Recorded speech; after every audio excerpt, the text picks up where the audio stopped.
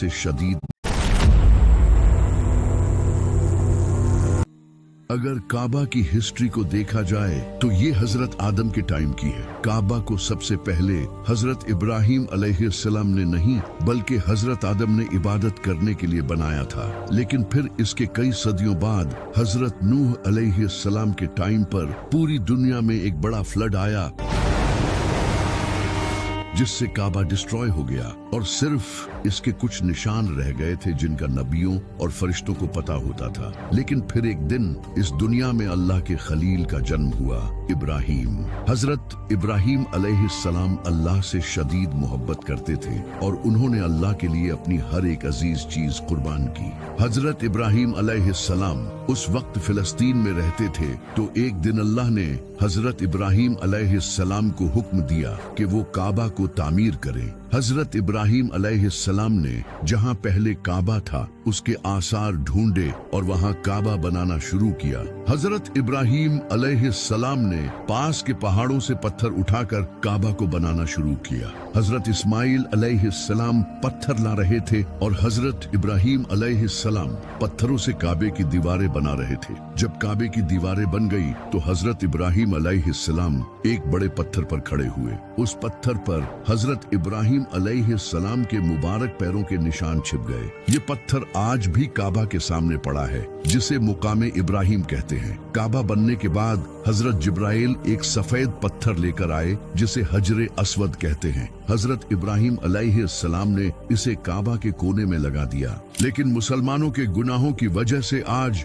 ये पत्थर काला हो चुका है। हजरत इब्राहिम और इस्माइल अलैहिस्सलाम जब काबा को बना रहे थे तो वो साथ ही ये दुआ कर रहे थे, ऐ हमारे रब हमसे ये कबूल फरमा, बेशक तो सुनने वाला और जानने वाला है। ऐ हमारे रब हमें अपना मुसलमान बना और हमारी नस्ल से एक मुसलमान उम्मत बना जो तेरी फर्मा बरदार हो। जब हजरत इब्राहिम अलैहिस्सलाम ने काबा को बनाया था तो उस वक्त काबा स्क्वायर नहीं बल्कि रेक्टेंगुलर शेप में था और ये जो हिजरे इस्माइल वाली जगह है ये भी उस वक्त काबा में इंक्लूडेड थी। इसके दो दरवाजे थे, एक एंट्री के लिए और दूसरा दरवाजा एग्जिट के लिए था और इसकी हाइट 9 हाथ ऊंची थी। इसके बाद हजरत इस्माइल अलैहिस्सलाम की नस्ल वक्त गुजरने के साथ साथ काबा की देखभाल करती रही और आहिस्ता आहिस्ता लोगों ने काबा में बुत रखने शुरू कर दिए। फिर साल 570 ईस्वी में जब नबी सल्लल्लाहु अलैहि वसल्लम की पैदाइश का साल आया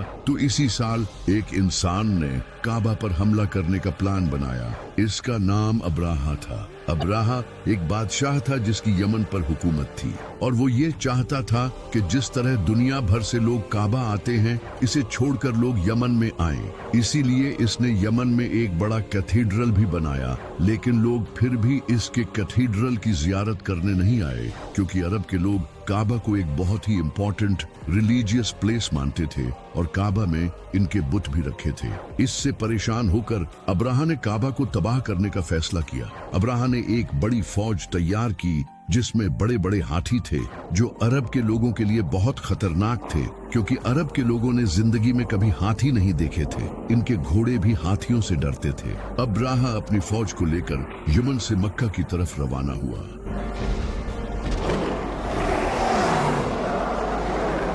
और रास्ते में आने वाले टाउन्स और कबीलों पर कब्जा करता गया।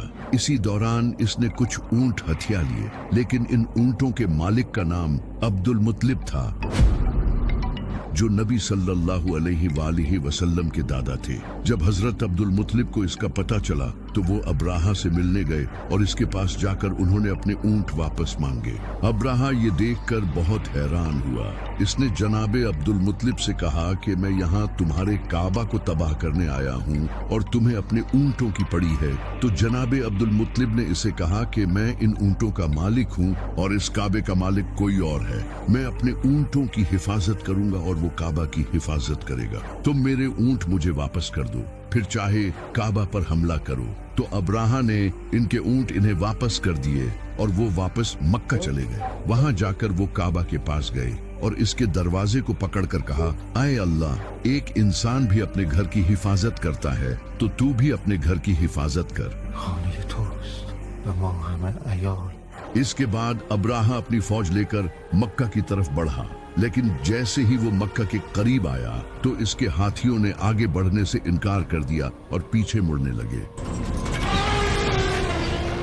फौज ने पूरी कोशिश की लेकिन वो आगे बढ़ने को तैयार नहीं थे। ये अल्लाह की तरफ से एक निशानी थी। इसी वक्त उन्होंने आसमान की तरफ देखा तो एक बड़ी तादाद में परिंदे उनकी तरफ आ रहे थे जिनके मुंह और पंजों में पत्थर थे। इसके बाद इन परिंदों ने वो पत्थर इस फौज पर गिराए। ये पत्थर इनके जिस्मों को चीरने लगे और इस तरह अबराहा और इसकी पूरी फौज तबाह हो गई और अल्लाह ने काबा को बचा लिया।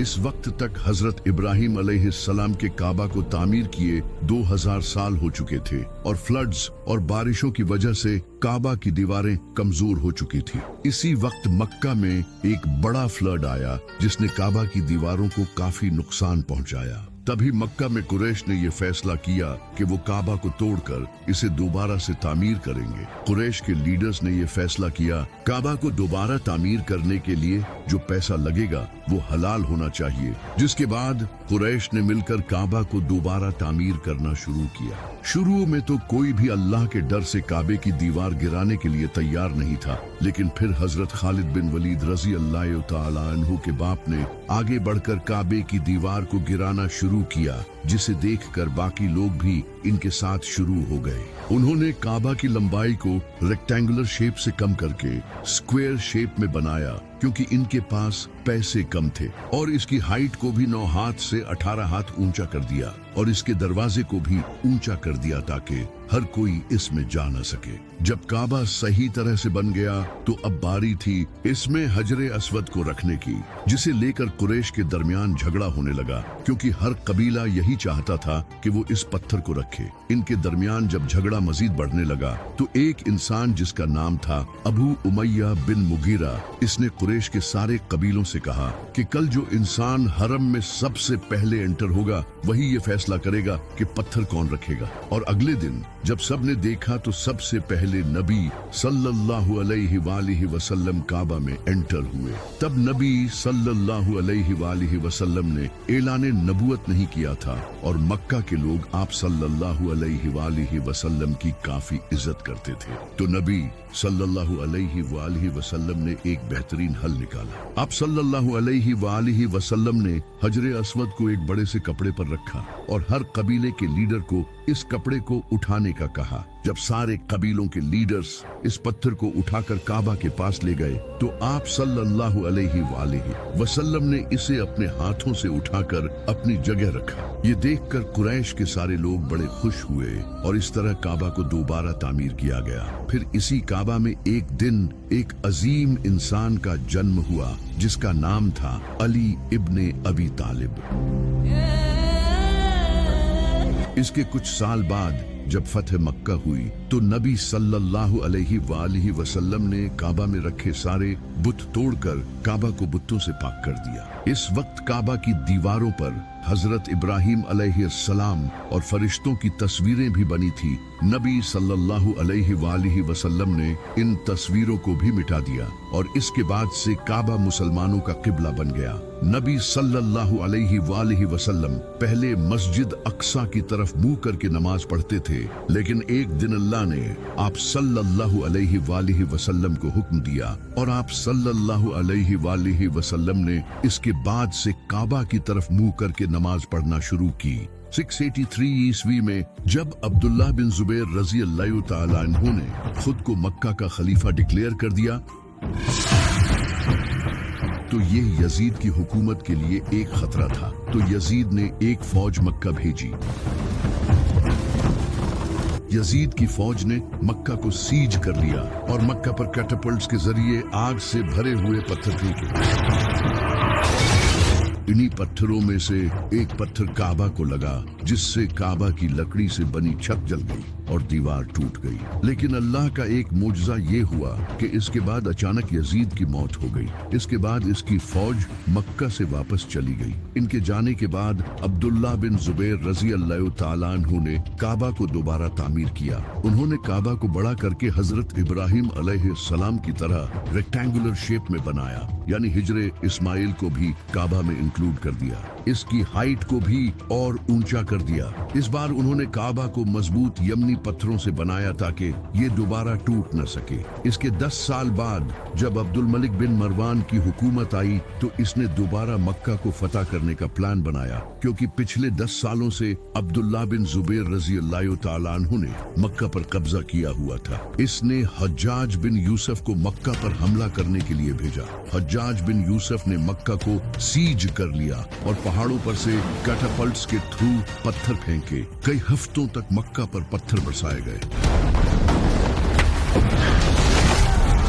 अब्दुल्ला बिन जुबैर रजी अल्लाह तआला अन्हु के फौजी थकने लगे और खाने पीने की कमी भी होने लगी। इसी दौरान एक पत्थर लगने से काबा फिर से डैमेज हो गया,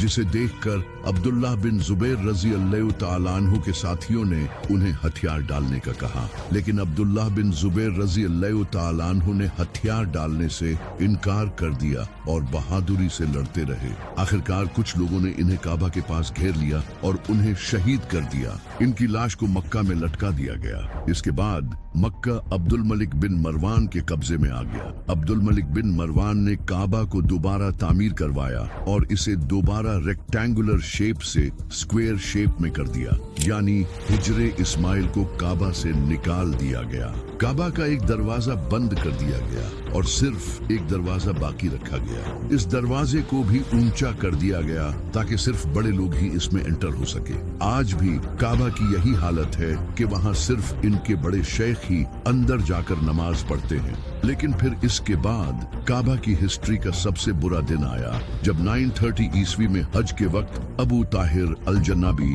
कुछ टेररिस्ट्स के साथ मक्का में एंटर हुआ। अबू ताहिर काबा की सीढ़ियों पर चढ़ा और इसने कहा, मैं खुदा हूँ और मेरे सिवा कोई खुदा नहीं। मैं अपने हाथ से जिंदगी और मौत देता हूँ। इसने खुले आम कत्ले आम मचा दिया और 20 से 30 हजार हाजियों को शहीद कर डाला। मक्का की गलियां खून से भर गई। हजारों लोगों की लाशों को जमजम के कुएं में फेंक दिया गया और काबा के गिलाफ को भी फाड़ डाला। बहुत सी औरतों और बच्चों को कैद कर लिया गया। इसके बाद इन लोगों ने हजरे अस्वद को भी चुरा लिया और इसे अरब के ईस्टर्न इलाकों में ले गए। वहां बैठकर वो मुसलमानों का मजाक उड़ाने लगे कि हमने तुम्हारा अजीज पत्थर चुरा लिया है, अब तुम्हारा रब कहाँ है। ये लोग करामती थे जो सऊदी अरब के ईस्टर्न हिस्सों में बहुत पावरफुल हो गए थे। इसके बाद कई सालों तक हज करने वालों की तादाद कम हो गई क्योंकि लोग हज करने से डरने लगे थे। ये साल का पहला ऐसा हज था जो हजरे अस्वद के बगैर अदा किया गया। ये खबर पूरी दुनिया में फैल गई और इससे उस वक्त के अब्बासी खलीफा पर दबाव बढ़ने लगा। अब्बासी खलीफा ने करामतियों पर हमला करने का भी सोचा, लेकिन वो बहुत पावरफुल थे। ये देखकर अब्बासी खलीफा पीछे हट गया और इसने इनसे नेगोशिएशंस का सोचा। इसने इनको पैसा भी ऑफर किया, लेकिन वो नहीं माने। यूं लगातार 22 साल तक हजरे अस्वद काबा से गायब रहा। आखिरकार 22 साल बाद करामती कमजोर पड़ गए क्योंकि इनकी अपनी आपस में लड़ाइयां शुरू हो गई थी।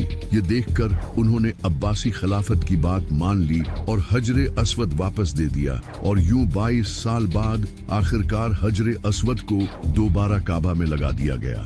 इसके बाद सदियां गुजरती गई और बारिशों की वजह से मक्का में फ्लड्स आते रहे, जिससे काबा को नुकसान होने लगा। फिर 1600 ईस्वी में काबा की दीवारें कमजोर हो चुकी थी और इसी साल मक्का में बारिशों की वजह से फ्लड आया, जिससे काबा की आधी दीवारें पानी में डूब गई, जिसके रिजल्ट में काबा की छत गिर गई और भी काफी नुकसान पहुंचा। यहाँ तक कि हजरे अस्वद भी अपनी जगह से गिर गया। उस वक्त मक्का के शरीफ मसूद बिन इदरीस ने खुद से काबा की रिपेयरिंग शुरू की, लेकिन पूरे स्ट्रक्चर को दोबारा तामीर करना इनके बस में नहीं था। तो उन्होंने उस वक्त की उस्मानी सल्तनत के सुल्तान मुराद को ये सब बताया। सुल्तान मुराद ने काबा को तोड़कर दोबारा तामीर करने का हुक्म दिया। उन्होंने इजिप्ट और यमन से क्राफ्ट्समैन भेजे और समंदर पार से मजबूत पत्थर मंगवाए और इन सब को यूज करके काबा को दोबारा बनाया। लेकिन इस बार उन्होंने काबा को रेक्टेंगुलर नहीं बल्कि स्क्वायर शेप में ही रखा और आज तक काबा की यही शेप है। फिर 14वीं सदी में मक्का में मुख्तलिफ फिक्र के लोग आने लगे, जैसे कि हनफी, मालकी, शाफी और हम्बली। ये सब एक दूसरे से इख्तिलाफ करते थे और अगर कोई इमाम किसी दूसरी फिक्र का होता तो इसके पीछे नमाज भी नहीं पढ़ते थे। ये देखकर मक्का के कस्टोडियंस ने काबा में 4 मुसल्ले डाल दिए, हनफी, मालकी, शाफी और हम्बली, ताकि हर कोई अपने फिरके के इमाम के पीछे नमाज पढ़ सके। और ये सब 500 सालों तक यूं ही चलता रहा। उस वक्त एक ही नमाज 4 बार पढ़ी जाती थी और मदीना में भी बिल्कुल ऐसा ही होता था। फिर 1924 में बादशाह अब्दुल अजीज ने मक्का को फतह कर लिया और इन 4 मुसल्लों को हटाकर इनकी जगह सिर्फ एक ही मुसल्ला रख दिया ताकि सारे मुसलमान एक ही इमाम के पीछे नमाज पढ़ें। इसके बाद काबा को दोबारा रिपेयर किया गया। काबा से चिराग हटाकर इलेक्ट्रिकल लाइटिंग्स लगाई गई और वक्त के साथ साथ काबा एडवांस होता गया और इसके आसपास की जगह को भी एक्सपैंड किया जाने लगा, जो कि आज आप देख सकते हैं। लेकिन फिर 20 नवंबर 1979 फर्स्ट मुहर्रम फजर के वक्त एक इंसान जिसका नाम था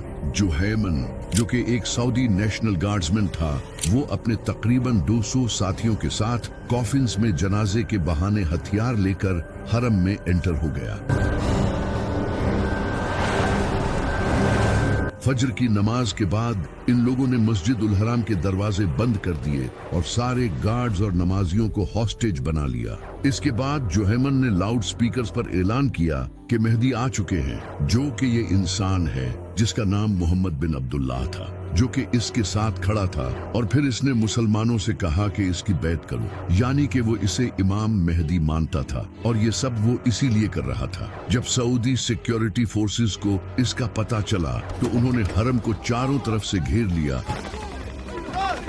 लेकिन वो अंदर नहीं जा रहे थे क्योंकि काबा के पास लड़ना इस्लाम के कानून में बिल्कुल गलत है। जिसके बाद सऊदी अरब के उलमा ने एक मीटिंग की और एक फतवा दिया कि सिक्योरिटी फोर्सेस हरम में जाकर ऑपरेशन कर सकती हैं। फतवा जारी होने के बाद सऊदी फोर्सेस ने हमले की तैयारी शुरू कर दी और फिर इन बागियों पर फायरिंग शुरू की, जिससे कई फौजी मारे गए और कई हॉस्टेजेस की भी जान गई,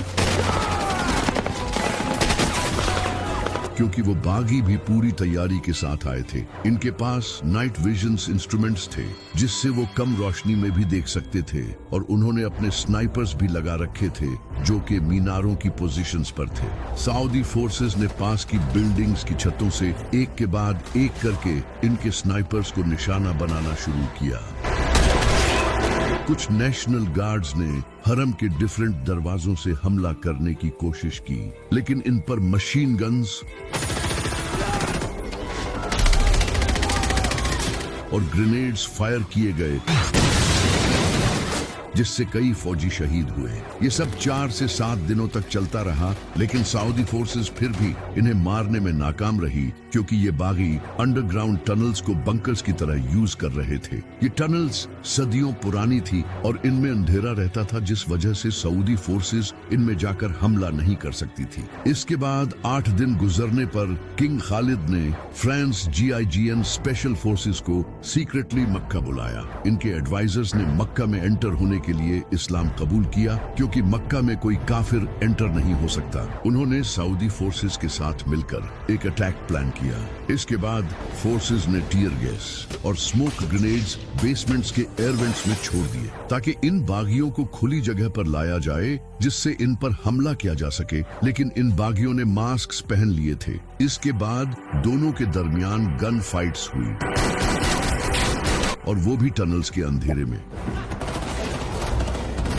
इस तरह हरम के एक के बाद एक कमरे को क्लियर करना शुरू किया गया और 2 दिनों में उन्होंने हरम के ऊपर के हिस्से को क्लियर कर दिया, जिसे देखकर वो बागी हॉस्टेजेस को बेसमेंट्स में ले गए, जहां इनके पास खाना और पानी मौजूद था, जिससे वो कई दिनों तक जिंदा रह सकते थे। सऊदी फोर्सेस ने इन अंडरग्राउंड चेंबर्स में पानी और टीयर गैस छोड़ी ताकि इनको बाहर धकेला जा सके और बेसमेंट्स की सारी एंट्रीज को ब्लॉक कर दिया गया। इस वक्त तक मोहम्मद बिन अब्दुल्लाह, जो कि खुद को मेहदी कहता था, वो मारा जा चुका था, लेकिन इसका कमांडर जुहैमन अभी भी हार मानने के लिए तैयार नहीं था। फिर 4 दिसंबर को जुहैमन और इसके 67 साथियों को सऊदी फोर्सेस ने पकड़ लिया, जिन्हें कुछ ही हफ्तों में सऊदी फोर्सेस ने पब्लिकली कत्ल कर दिया। लेकिन ये कोई पहली ट्रेजेडी नहीं थी जो कि काबा में पेश आई। इसके बाद 1999 के हज के दौरान 1400 से ज्यादा लोगों की मौत हुई, जो कि टनल्स में से गुजर रहे थे,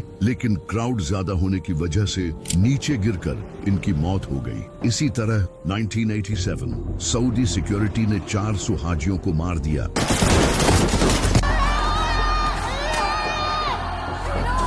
क्योंकि तकरीबन 1.5 लाख ईरानी मक्का की गलियों में अमेरिका और इसराइल के खिलाफ नारे लगा रहे थे, जिसके बाद सऊदी फोर्सेस ने ओपन फायर करके 400 लोगों को मार दिया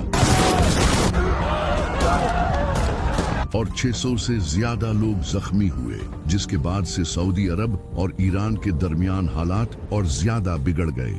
जितनी इंटरेस्टिंग काबा की हिस्ट्री है, उससे भी ज्यादा इंटरेस्टिंग काबा से जुड़े साइंटिफिक फैक्ट्स हैं। सदियों पहले जब जीपीएस नहीं हुआ करता था, तो सेलर्स मक्का को as a reference point use करके रास्ता तलाश करते थे। इसी वजह से ये मुसलमानों का किबला है, ताकि दुनिया के हर कोने से मुसलमान काबा की तरफ रुख करके नमाज पढ़ सकें। कुछ मॉडर्न रिसर्चर्स का ये भी कहना है कि काबा ऐसी जगह है जहां जमीन की जियो मैग्नेटिक फील्ड बैलेंस है। इसी वजह से जितने भी लोग मक्का जाते हैं, वो खुद कहते हैं कि उन्हें वहां बहुत सुकून मिलता है और एक अलग तरह का एहसास होता है। मुसलमान काबा का तवाफ काउंटर क्लॉकवाइज करते हैं और बिल्कुल उसी तरह पूरा यूनिवर्स घूमता है, जैसे सूरज के अराउंड प्लैनेट्स काउंटर क्लॉकवाइज घूमते हैं। हमारा मिल्की वे गैलेक्सी भी काउंटर क्लॉकवाइज घूमता है। इलेक्ट्रॉन्स भी न्यूक्लियस के अराउंड काउंटर क्लॉकवाइज ही घूमते हैं और जमीन भी वेस्ट से ईस्ट की तरफ काउंटर क्लॉकवाइज ही घूमती है।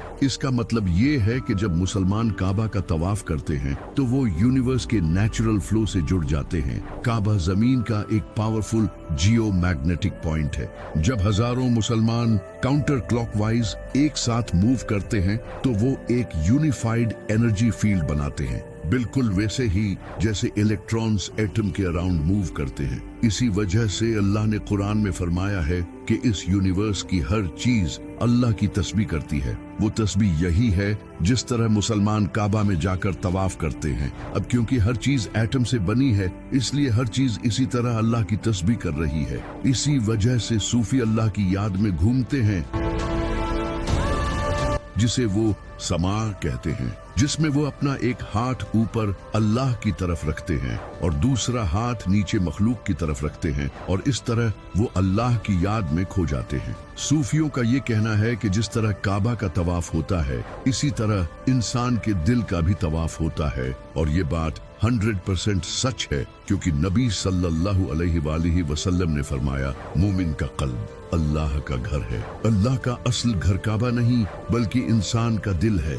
नबी सल्लल्लाहु अलैहि वसल्लम एक दिन काबा के सामने खड़े थे, तो आप सल्लल्लाहु अलैहि वसल्लम ने काबा को देखकर फरमाया, ए काबा, तू कितना पाक है, तेरी हुर्मत कितनी अजीम है, लेकिन मुझे उस रब की कसम है जिसके हाथ में मेरी जान है, अल्लाह के नजदीक एक मोमिन के दिल की हुर्मत तुझसे भी कहीं ज्यादा है। यानी मोमिन का दिल काबे से भी ज्यादा अजीम है। नबी सल्लल्लाहु अलैहि वसल्लम ने फरमाया था, इंसान के जिस्म में गोश्त का एक टुकड़ा है, अगर वो ठीक हो तो पूरा जिस्म ठीक होता है, और अगर वो खराब हो तो पूरा जिस्म खराब हो जाता है, और वो टुकड़ा इंसान का दिल है। आप ये जानकर हैरान हो जाएंगे कि इंसान के दिल के अराउंड खून भी काउंटर क्लॉकवाइज ही मूव करता है, उसी डायरेक्शन में जिस डायरेक्शन में यूनिवर्स के प्लैनेट्स, गैलेक्सीज, एटम और मुसलमान तवाफ करते हैं। इंसान का दिल जिस्म में सबसे पावरफुल इलेक्ट्रोमैग्नेटिक फील्ड पैदा करता है, जो ब्रेन से भी ज्यादा पावरफुल होता है।